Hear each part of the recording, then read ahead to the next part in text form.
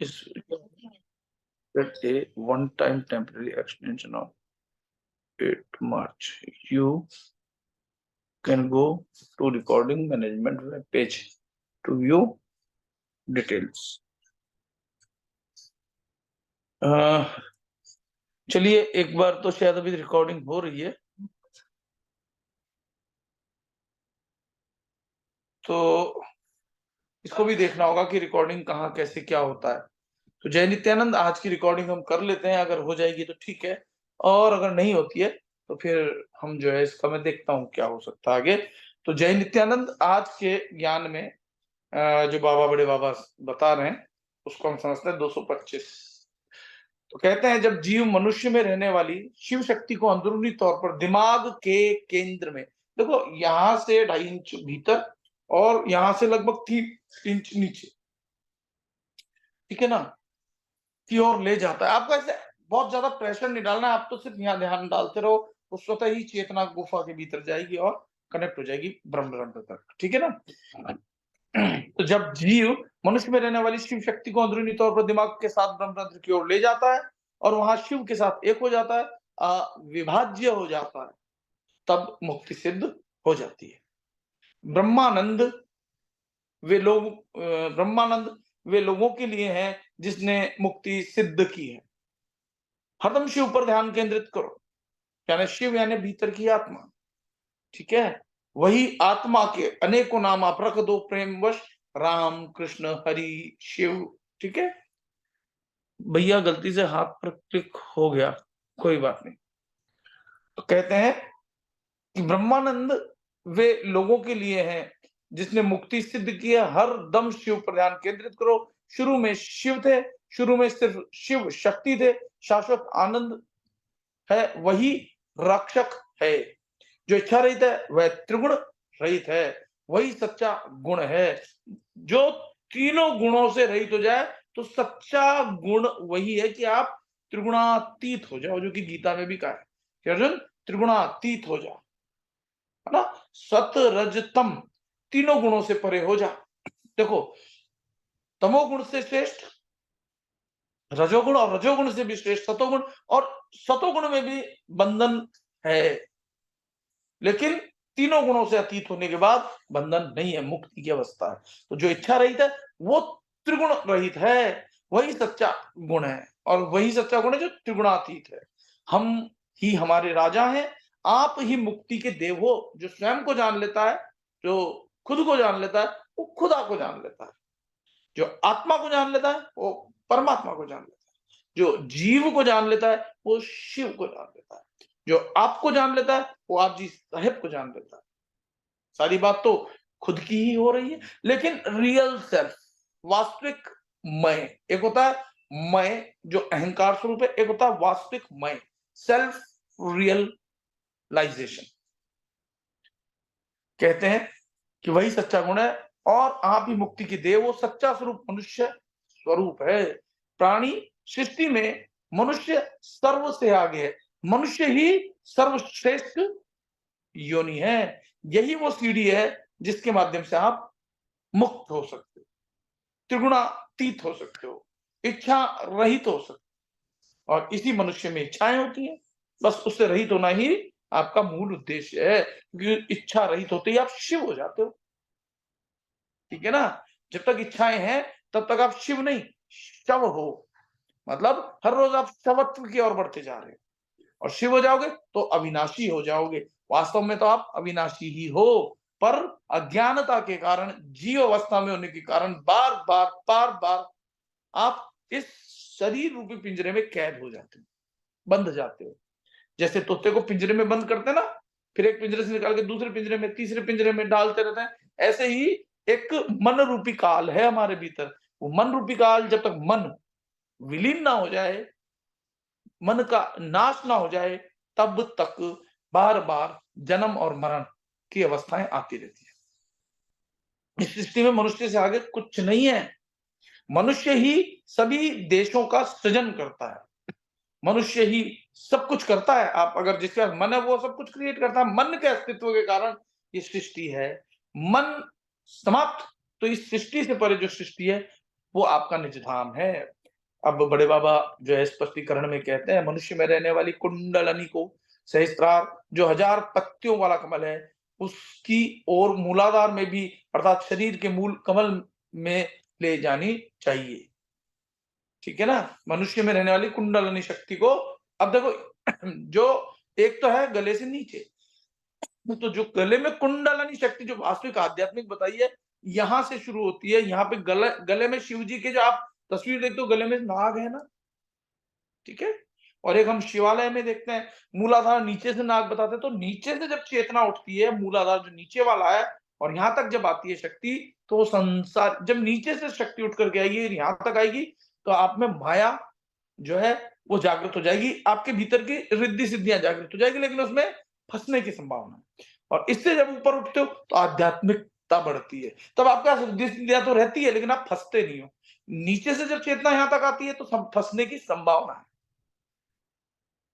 यहाँ से जो हम श्री विद्या जो मैंने बताया ना, श्री विद्या के 2 रूप हैं, एक है सांसारिक, पैसा चाहिए, ये चाहिए, वो चाहिए, शिक्षा से आप करते हो, होती है वो भी ठीक, लेकिन उसके बाद आपके पास पैसा गया तो पैसा डूबता भी है, आया वो गया जाएगा भी, है ना? वो विनाशशील में आपको थोड़ी ऐश्वर्य प्राप्त हो जाता है, थोड़ा सुख प्राप्त हो जाता है, लेकिन जो अविनाशी तत्वों का आप पढ़ते हो वो नष्ट नहीं होता। इसलिए यहां से जो बाबा ने बताया था ना, ये गुप्त सूत्र है जो आगे शायद आपको फिर ना कोई बताए, बाबा ने तो बताया। तो यहाँ जो गले में सांप दिखाते हैं, एक्चुअल में यहाँ मूलाधार यहाँ भी है, वो आध्यात्मिक मूलाधार है ना। फिर यहाँ से स्वादिष्ठान, स्वादिष्ठान का एक मतलब और होता है, एक स्वादिष्ठान नीचे वाला है, नीचे वाला मतलब जो संसार में आपको दौड़ाता है, नीचे वाले स्वादिष्ठान से आप कामुक हो जाते हो, आप सृष्टि पैदा करते हो, बच्चे पैदा करते हो। नीचे का स्वादिष्ठान जो है उससे बच्चे पैदा करते हो, लेकिन ऊपर के स्वादिष्ठान का मतलब होता है स्व अधिष्ठान में स्थित हो जाते हो, स्वयं के वास्तविक स्वरूप में स्थित हो जाते हो, वो स्वादिष्ठान। ठीक है, तो फिर यहां से तो कह रहे हैं कि मूलाधार से सहस्त्रार यहाँ कपाल तक।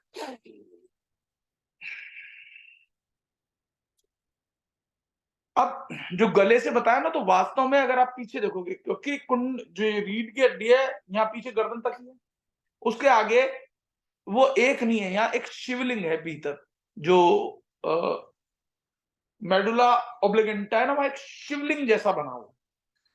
वास्तविक स्वरूप में आप अगर खोदोगे या खुरदोगे तो शायद ना दिखे, लेकिन जो हम यहाँ ध्यान लगाते हैं, बिल्कुल जस्ट इसके पीछे अगर सलाई निकाली जाए तो इसके पीछे बिंदु चक्र वहां शिवलिंग जैसा है। ठीक है ना। और एक और है, यहाँ से बिंदु जो नील बिंदु है ना, भीतर भी एक नील बिंदु है जिसको पीनियल ग्लैंड कहते हैं।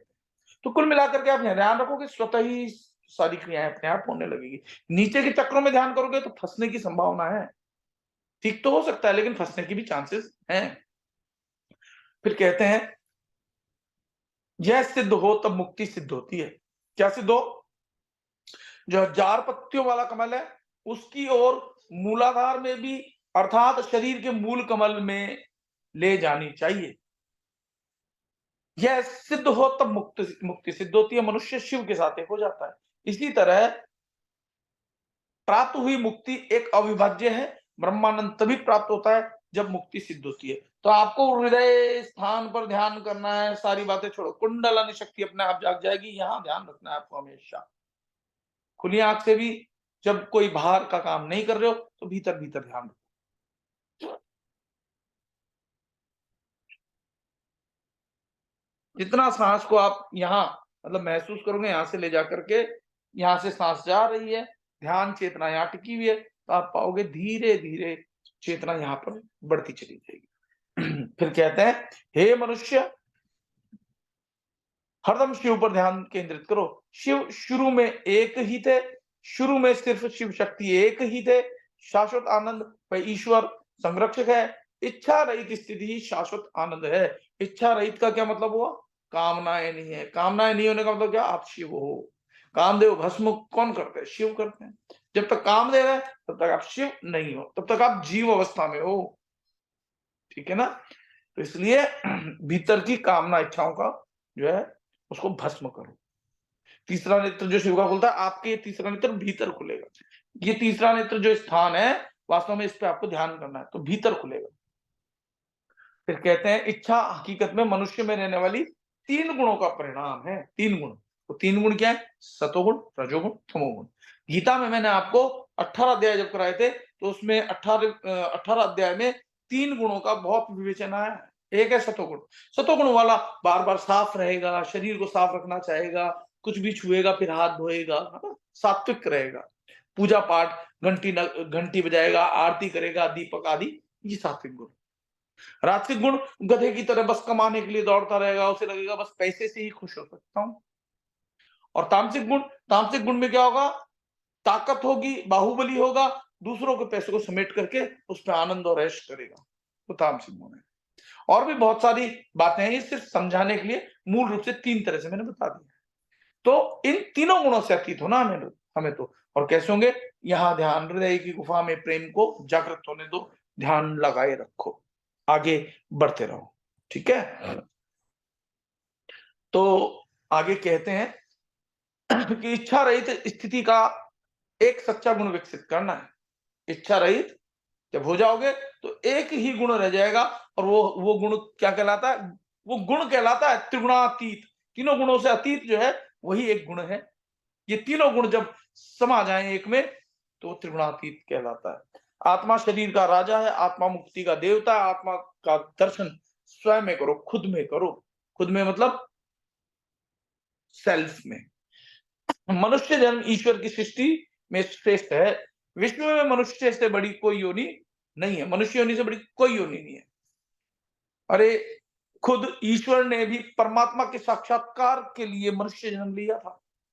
मनुष्य जन्म सच्चा जन्म है। मनुष्य जो कि देश की भेद बनाता है, वह स्वयं का श्रेष्ठ उपयोग करे तो सर्व शक्तिमान है। देवी देवता भी इस देह को प्राप्त करने के लिए तरसते हैं। क्यों? क्योंकि उन्हें पता है मुक्ति इसी देह में है। आगे 226वें श्लोक में बड़े बाबा कहते हैं कि ब्रह्मानंद का अनुभव करने वाले को ब्राह्मण कहा जाता है। जो ब्रह्मानंद, आपके भीतर का जो आनंद है ना, उससे आप जुड़ो। आनंद कैसे उत्पन्न होगा पहले मैं बता चुका हूं, फिर बता देता हूं आनंद कैसे उत्पन्न होगा। आनंद उत्पन्न होगा जब मन को आत्मा में, मन को सत्य में जोड़ दोगे तो आनंद ही आनंद है। मन को असत्य में जोड़ दोगे। असत्य क्या है? माया। सत्य क्या है? जो बदले ना। असत्य क्या है? जो बदलता रहता है। तो हम संसार में सब असत्य है। आज जो गाड़ी है कल वो नहीं रहेगी, धीरे धीरे खराब हो जाएगी, ऐसी अवस्था में आ जाएगी बेचना पड़ जाएगा। आज शरीर है कल नहीं रहेगा। आज शरीर के माता पिता हैं कल नहीं होंगे। आज मैं खुद ये शरीर वाला हूं, ये शरीर मेरा जो आज मैं कहता हूं ये भी नहीं रहेगा। तो इनसे धीरे धीरे अनासक्त हो जाओ और भीतर जो आत्मा थी उसके साथ कनेक्ट हो जाओ। वही आनंद की उपलब्धि कराने वाला है। तो ब्रह्मानंद का अनुभव करने वाले को ब्राह्मण कहते हैं। वास्तव में ये जो ये हमने संसार में जो ब्राह्मण बनाए, हर चीज 2 भाग में बटी हुई है, एक मायावी और एक वास्तविक। तो जो संसार में ब्राह्मण ब्राह्मण ब्राह्मण ब्राह्मण करते हैं, वो जो है संसार की डेफिनेशन है, वो ठीक डेफिनेशन नहीं है। ब्राह्मण का मतलब है जो ब्रह्म के आनंद में रहता है, अपने आत्मा आनंद में जो रहता है वो ब्राह्मण है। हमारी माया नाशवंत है, हे हरि अहम को जला दो। जिसने मानस यानी मन का नाश किया है, ठीक है ना। मन का नाश कैसे कह दिया? यहाँ मन का नाश का मतलब है मन संसार में जिसका लग गया उसका मन का नाश हो गया। जिसका मन आत्मा में लग गया वो परमात्मा के साथ एक हो गया। माया ईश्वर नहीं है, शिव ईश्वर है। सब लोगों को मालूम है कि मक्खन दूध में छिपा है। मक्खन प्राप्त कर सके ऐसे लोग बहुत कम होते हैं। भक्ति तो दूध है, और विवेक की अग्नि पर भक्ति स्वरूप दूध को गर्म करें तो बुद्धि स्वरूप बर्तन में गर्म करके ईश्वर रूपी मक्खन प्राप्त कर सकते हैं। विवेक का अग्नि मतलब योग का अग्नि। योग का क्या मतलब है? यहाँ पर योग का मतलब है कि श्वासों के द्वारा चेतना को जागृत करना और चेतना को उस शिव में लीन कर देना, ठीक है। इस विवेक के अग्नि से मनुष्य के दुश्मनों का नाश हो सके। और ये दुश्मन क्या है? षड रिपु, 6 तरह के दुश्मन है।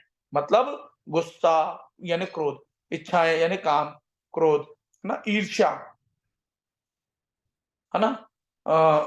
गुस्सा, इच्छाएं, देखो इसमें 6 एक तरीके से इच्छा और काम एक ही तो बात है, लेकिन शायद डिफरेंस इसलिए कर दिया, यहाँ काम किसको मान लिया, या काम मान लिया जो संसार उत्पत्ति के लिए करते हैं वहां तक तो ठीक है, लेकिन लोग अब वैसे ही काम के आवश्यक बात है, उस काम को तो अलग मान लिया और इच्छाओं को अलग मान लिया, ठीक है? इसलिए 6 बता दिए, गुस्सा, इच्छाएं, ईर्ष्या, काम और लोभ। और तभी ईश्वर साक्षात्कार रूपी मक्खन मिल सकता है जब ये 6 शत्रु काम नाश कर सके। वास्तव में तो एक ही शत्रु से 6 उत्पन्न हुए, काम से ही, है ना? काम से ही ये सब उत्पन्न होता है, क्योंकि काम को अगर ढंग से समझे तो वो भी एक इच्छा ही है। फिर आगे कहते हैं, स्पष्टीकरण में बता रहे हैं बड़े बाबा, जिसने ब्रह्म का साक्षात्कार किया हो और उसके परम सुख प्राप्त किया हो, वही ब्राह्मण है। माया नाशवंत है, ईश्वर शाश्वत है। हे हरि, मनुष्य के अहम को जलाकर नष्ट करो। अहम सभी दूसरों की जड़ है। जिसने मानस का नाश किया, उसने माया का नाश किया है। माया मानसिक लगाव है, मन का नाश होता है तब माया का अस्तित्व तो नहीं रहता। माया ईश्वर नहीं है, शिव ही ईश्वर है। सब लोग जानते हैं कि मक्खन दूध में फैला हुआ है। मक्खन प्राप्त करने के लिए दूध को उबालना पड़े, मक्खन प्राप्त करने वाले लोग बहुत कम होते हैं। उसी तरह सब लोगों को ईश्वर है ऐसा मालूम है, लेकिन बहुत कम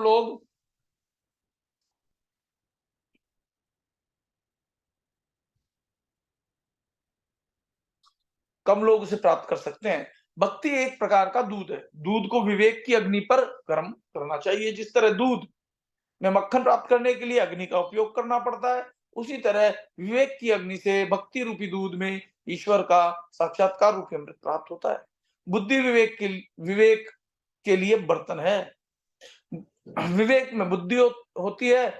योगाग्नि मतलब विवेक की अग्नि। हमारे शरीर को विवेक के अग्नि से प्रशिक्षित करना चाहिए।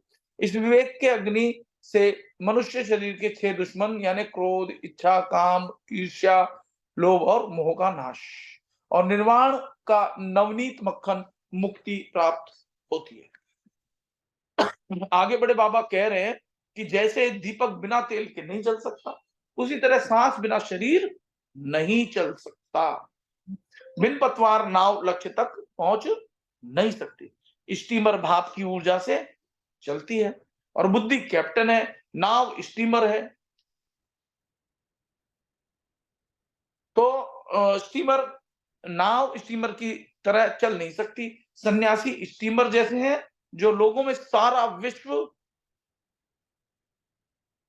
हो होवे सारा विश्व होवे, वे स्टीमर जैसे होते हैं।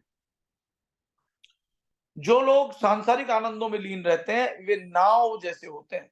स्टीमर की टोच पर मार्गदर्शक प्रकाश दीपक होता है, उसी तरह ब्रह्मरंध्र सन्यासी के मार्गदर्शक दीपक जैसा है। तो ब्रह्मरंध्र पर देखो, या तो भूमध्य में ध्यान टिका रहे या ब्रह्मरंध्र, ठीक है ना? सन्यासी का मन हृदयाकाश में लीन हो गया होता है। सन्यासी प्रकाश है। गाय अश्व की गति से नहीं दौड़ नहीं सकती।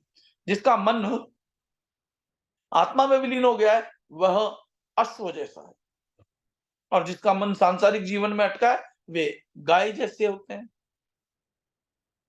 सभी लोग एक साथ राजा हो नहीं सकते, सब लोग एक साथ व्यापारी नहीं बन सकते।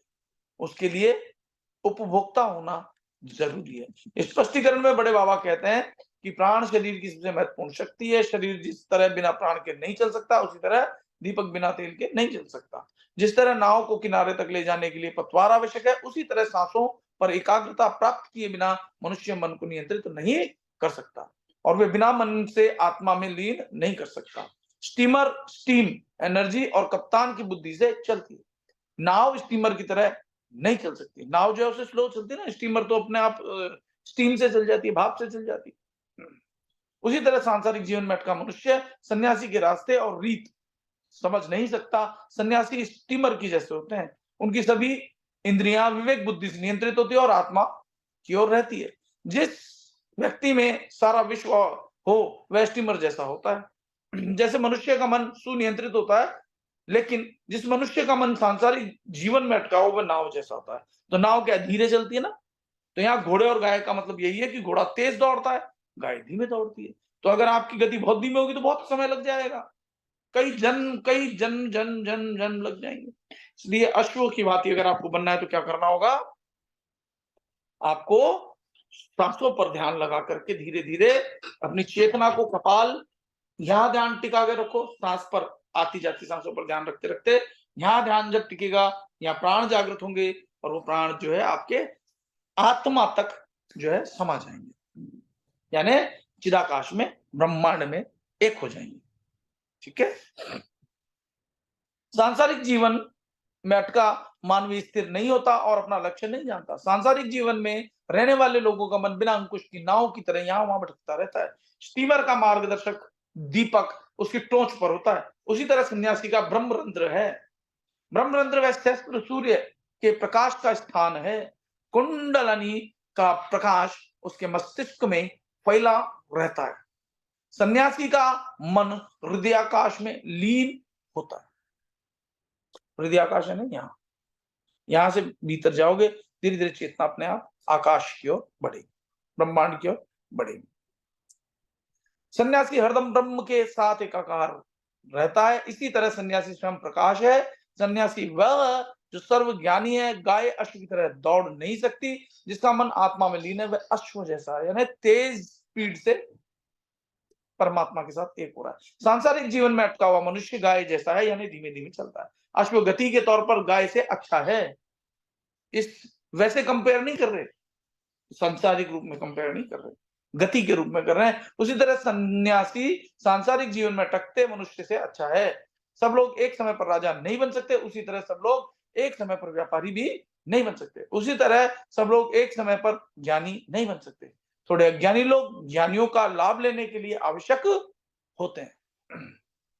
अंधकार के बिना प्रकाश नहीं है, और प्रकाश और अंधकार दोनों जरूरी है, क्योंकि अगर अंधकार नहीं होगा तो प्रकाश की वैल्यू कोई जानेगा नहीं। क्योंकि शुरू में हम सब उसी से तो कनेक्टेड थे, वही तो थे।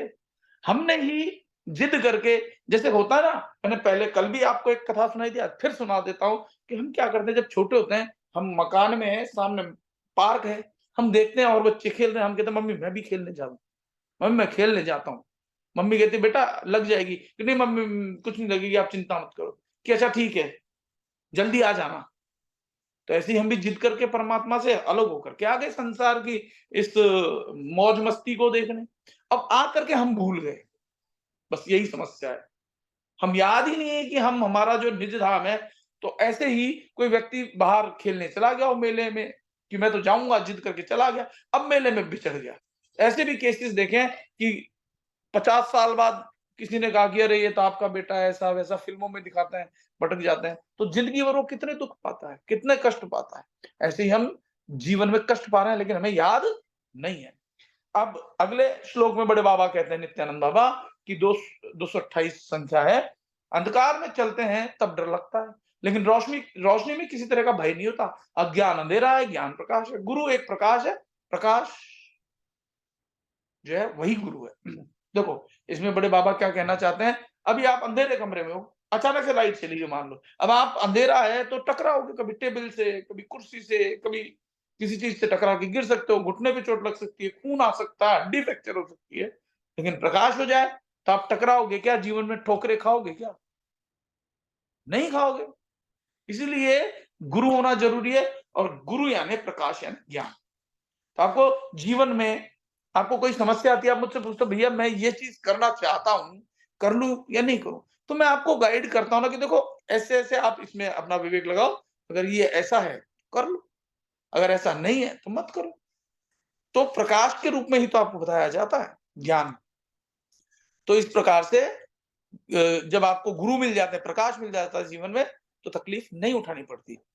और मनमाने तरीके से करते हो तो अगर उतना ज्ञान नहीं है, गुरु कब होता है, जब उसमें ज्ञान आ जाता है। फिर 229 श्लोक में बड़े बाबा कहते हैं कि गाढ़ निद्रा में मनुष्य सब भूल जाता है। जब बहुत गहरी नींद होती है तो न सांप का भर डर, न बिच्छू का डर, न कॉकरोच का डर, गहरी नींद में आप सो रहे हो, आनंद में हो, परम आनंद में। तो गाढ़ निद्रा में मनुष्य सब भूल जाता है। 10 माइल चलने के बाद थक कर सो जाए तो सारे विश्व का अस्तित्व हम भूल जाते हैं। उसी तरह भूखे हों तब अपना आहार खाकर भूख संतुष्ट करनी चाहिए। तो अब बड़े बाबा स्पष्टीकरण में क्या कह रहे हैं? स्पष्टीकरण में कह रहे हैं कि समाधि एक परम सुख की स्थिति है जिसमें मनुष्य ईश्वर के साथ एकाकार हो जाता है।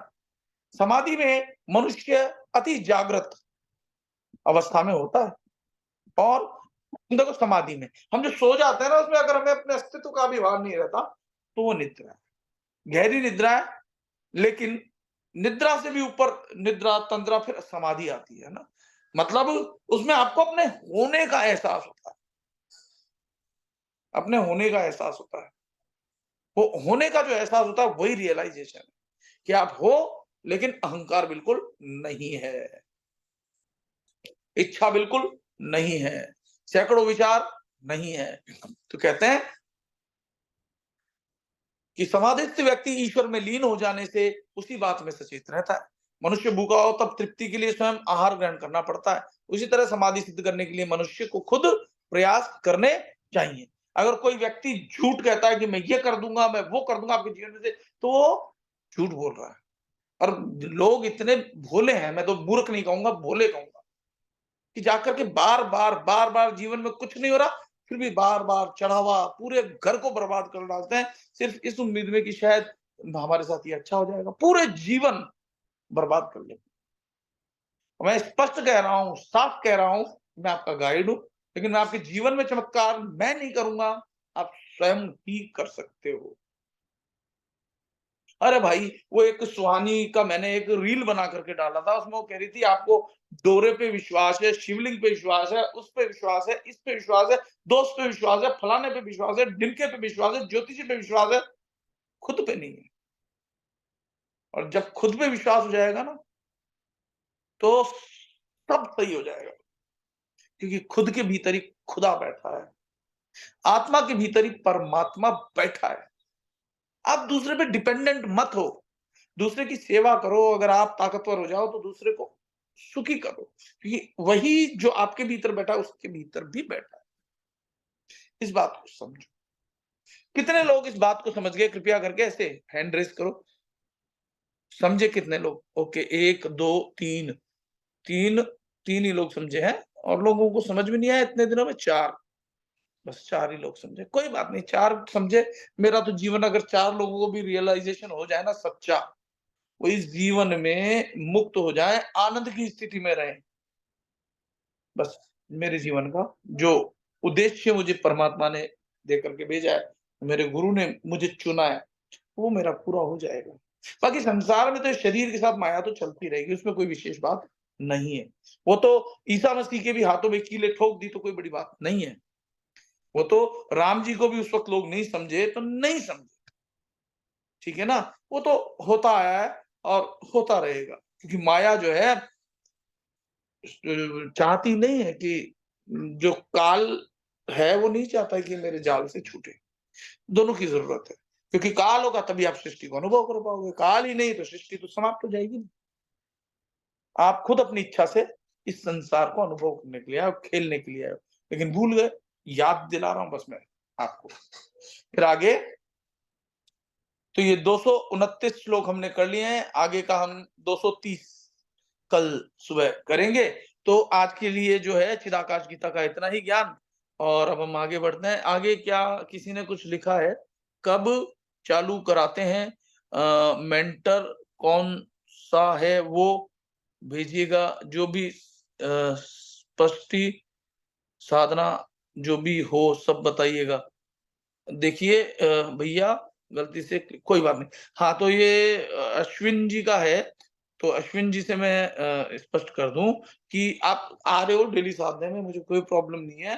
लेकिन ये फीस ग्रुप मतलब पेड ग्रुप है डेली वाला, इसमें सुबह और शाम दोनों टाइम साधना होती है। उसमें ₹600 डेली 2 टाइम जो साधना करते हैं, वो शुल्क देते हैं, और जो 1 टाइम करते हैं वो ₹300 देते हैं। तो उनको एक व्हाट्सएप ग्रुप मैंने बनाया हुआ है जिसका कि नाम है पाथ ऑफ सेल्फ रियलाइजेशन। उसमें डेली साधना होती है, उसमें आपको पता चल जाता है इस समय साधना हो रही है, उस ग्रुप में मैसेज डाल दिया जाता है। तो जो लोग पेड साधक हैं, उनको पता चलता रहता है क्या-क्या चल रहा है। जो पेड साधक नहीं है, उनके लिए हर संडे को फ्री साधना मैं करवाता हूँ 7 बजे। उस ग्रुप का नाम है तुम चाहते क्या हो, ठीक है ना? तो आप अगर रेगुलर साधक बनना चाहते हो तो मैंने आपको बता दिया है। मेरे मोबाइल नंबर भी जो है 9610504968 है, जो तुम चाहते क्या हो में एडमिन है, वही मेरे नंबर है।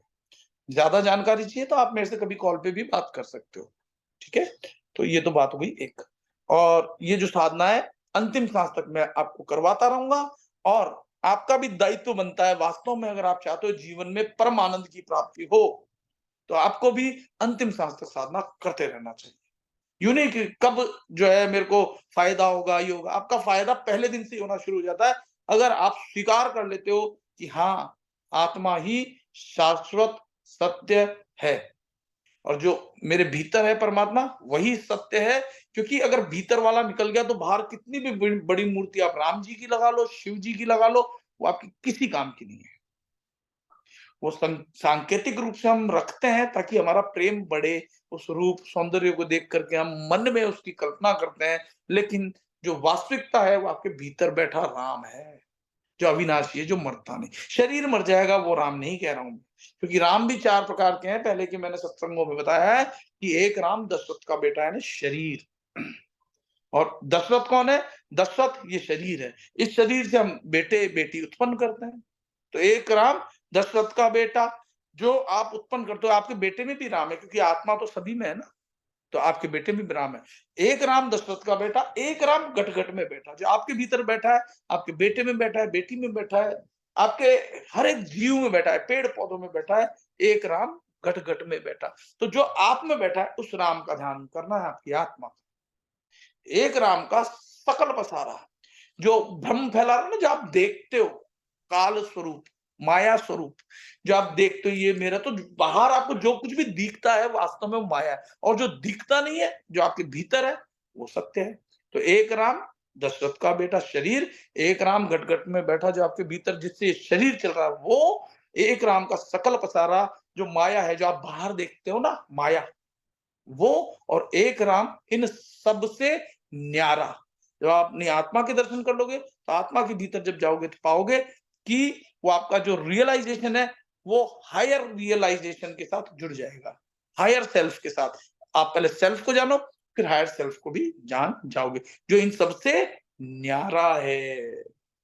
तो ये मैंने स्पष्टीकरण दे दिया है, ठीक है? तो आज की रिकॉर्डिंग यहीं तक, आगे हम कल फिर करेंगे। अब हम साधना करते हैं, जो लोग यूट्यूब पे मैं डाल दूँगा, तो यूट्यूब वाले जो है ज़्यादा अगर जानकारी चाहें, तो वो मुझसे कनेक्ट कर सकते हैं। फ़ोन नंबर वगैरह पिछले वीडियोज़ मैंने डाले हुए हैं, इसमें भी डाल दूँगा, अगर ना भी डाल पाऊँ तो पिछले वीडियोज़ में आप देखें। ज़्यादा जानकारी के लिए आप कॉन्टैक्ट कर सकते हैं। पहले व्हाट्सएप पे नंबर डालें, फिर मैं मुझे आप समय पूछेंगे तो मैं आपसे या तो खुद बात कर लूँगा या हम आपस में डिस्कस कर लेंगे। ठीक है? तो जय नित्यानंद, नमः शिवाय।